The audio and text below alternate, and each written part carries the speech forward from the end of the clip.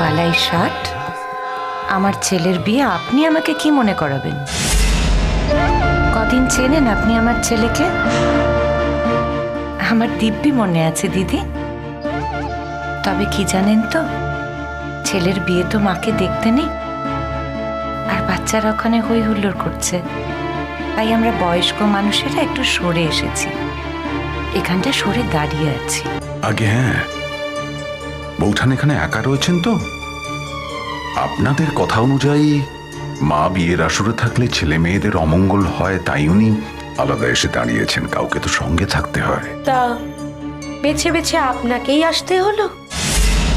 বৌঠান যখন একা একা আড়ালে রয়েছেন, আমিও বৌঠানের কাছেই যাই। আমরা দুজনে না হয় একটু আড়ালেই রইলাম। রাত হচ্ছে, আপনার তো মানে আপনাদের তো তেমন কোনো এখানে কোনো ফাংশনই নেই, তাই এগোবেন যখন। মিষ্টি টিষ্টি কিছু খাবেন তো? আগে এক যাত্রায় কি পৃথক ফল হয়? বৌঠান যখন খাবেন না তখন আমিও খাবো না।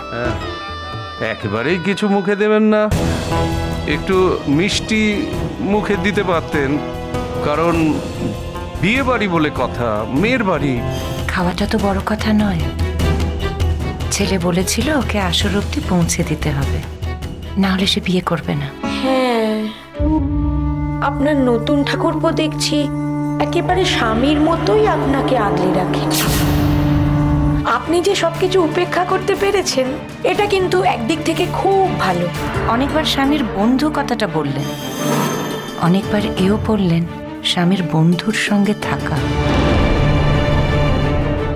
আসলে কি বলুন তো, অনেক বছর হলো এই স্বামী ব্যক্তিটি আমাদের দুজনের মধ্যে নেই তো, সেজন্য আমাদের দুজনের এই হাইফেনের আর কোনো দরকার পড়ে না। আর বন্ধুত্ব তো জানেনই, রাজদ্বার থেকে স্বর্গদ্বার, সব জায়গায় একসঙ্গে যাওয়া যায়।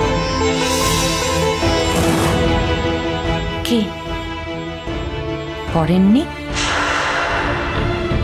কি দাদা, বন্ধুর সঙ্গে সব জায়গায় যাওয়া যায় তো? কিছু ভুল বললাম নতুন ঠাকুরপো? না বৌঠান, ভুল কেন বলবে?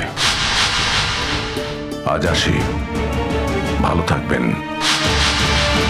কালকে সময় মতো ছেলে মেয়েকে নিতে পাঠিয়ে দেব, ওদের পাঠিয়ে দেবেন কেমন? আমাদের বাড়িতে সন্ধ্যের আগে ঢোকার নিয়ম, আশা করি মনে আছে।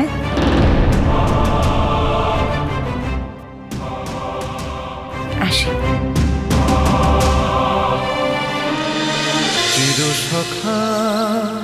চিরসখা সোম থেকে রবি প্রতিদিন রাত ৯টায় স্টার জলসায় ও জিও হটস্টারে।